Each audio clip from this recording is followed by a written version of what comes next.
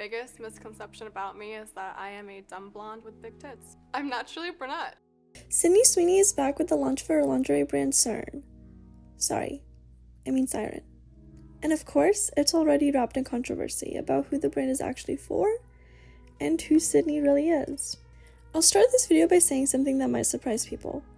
I used to be a Sydney Sweeney fan. I'm not anymore, but I used to really like and root for her. So before we get into Siren, the marketing, and why I think this is headed towards the celebrity brand graveyard territory, let's do a quick recap of who Sydney is and how we got here. So, if you don't know who she is, Sydney Sweeney was born in Spokane, Washington in 1997. I think that makes her about 28 right now. She grew up between Washington and Idaho before moving to LA at just 14 to pursue acting. She had appearances as minute characters or in the background in Criminal Minds and 90210. But her career really started gaining traction in 2018 with Everything Sucks on Netflix and a small role in The Handmaid's Tale, which by the way is political, just so you know. Then in 2019, she popped up in Once Upon a Time in Hollywood, a movie people love to point to as the launchpad for future stars. The real turning point came with her role as Cassie in Euphoria. Cassie brought Sydney into the spotlight of the cultural zeitgeist. 2 years later, her role in White Lotus contributed to her growing fame and popularity. She was everywhere. Sydney has done more projects since 2019 than I can list without turning this into an IMDb read. Recently though, the conversation around her has shifted. In the last 2 years, the main things she's become known for aren't her acting and boobs. It's her boobs and right-wing adjacent controversies.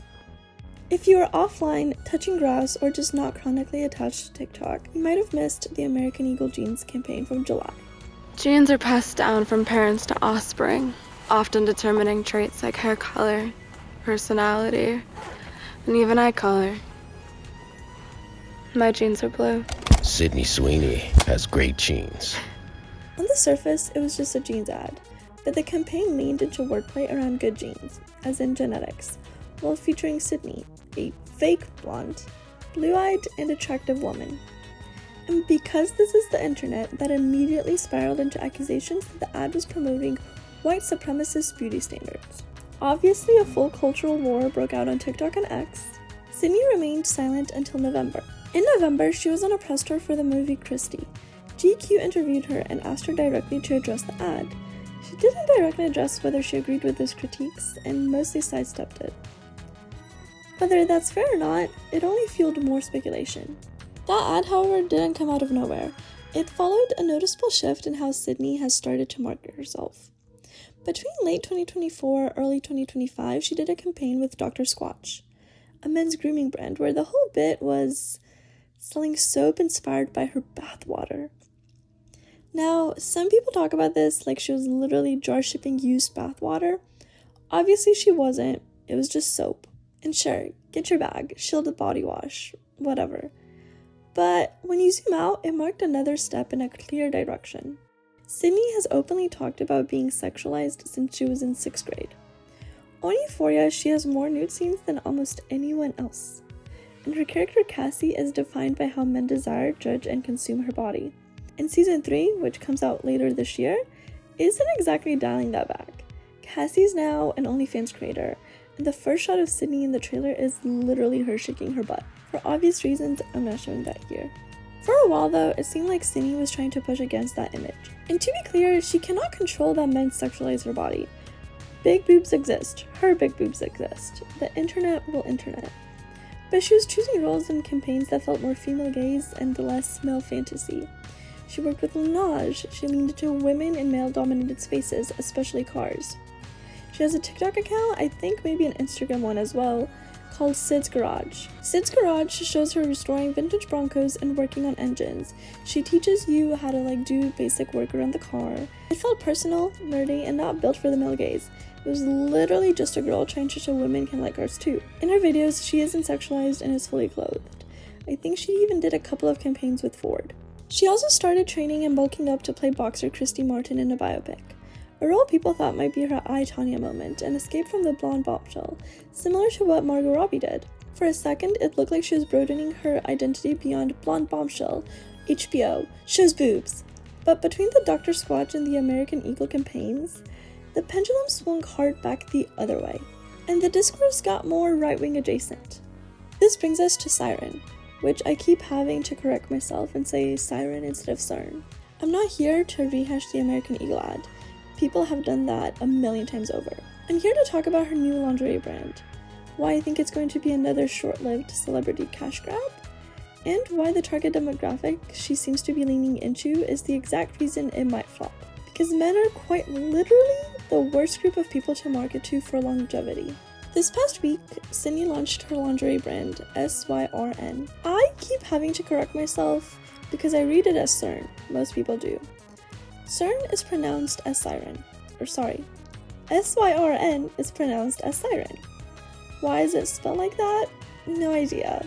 It looks like a tech startup that sells AI meal prep, but I saw a TikTok comment explaining why the name doesn't work better than I ever could, so to pronounce it as Siren, it needs to have a vowel between R and N. RN is just going to sound like earn, not REN. So it's just Syrn, like Syrn, not Siren. Anyway, let's move past the stupid name and talk about the launch, as it was launched off the backs of TMZ and Jeff Bezos. Awesome. Right before the brand went live, TMZ reported that Sydney could face legal trouble for a marketing stunt where she covered the Hollywood sign in bras. Which, okay. Legality aside, that did work as marketing. I didn't even know Siren existed until I saw that story. And judging by the comments, most people didn't either. So yes, she got the attention she wanted. But attention and brand identity are not the same thing. On paper, a lingerie brand for Sydney Sweeney is perfect. She's talked about how hard it is to find bras that actually fit her chest. In a Glamour UK interview, she explained how red carpet dresses constantly have to be altered because they're not designed for her proportions. Slamming me or whoever is styling me for things that don't fit my boobs is because it's sample. It's not made to fit my boobs, and a lot of times we're not allowed to cut or alter stuff. So I'm forced to fit in something that doesn't fit me, and it won't look right. Back when her audience skewed more female and less lustful men, this might have landed differently. A woman with a big chest making lingerie that fits those with big chests. That's niche and it's relatable. It's also a problem being solved. But that's not really what Siren is giving. When you go to the website, the main font color is lime green. I don't know about you, but lime green makes me think of salad or salsa verde, not sexy lingerie. Then there's a big block of emerald green, which feels like a luxury hotel, like you're going to the White Lotus or something. Or once again, a salad-like restaurant. It doesn't feel sexy, intimate, or like Siren energy.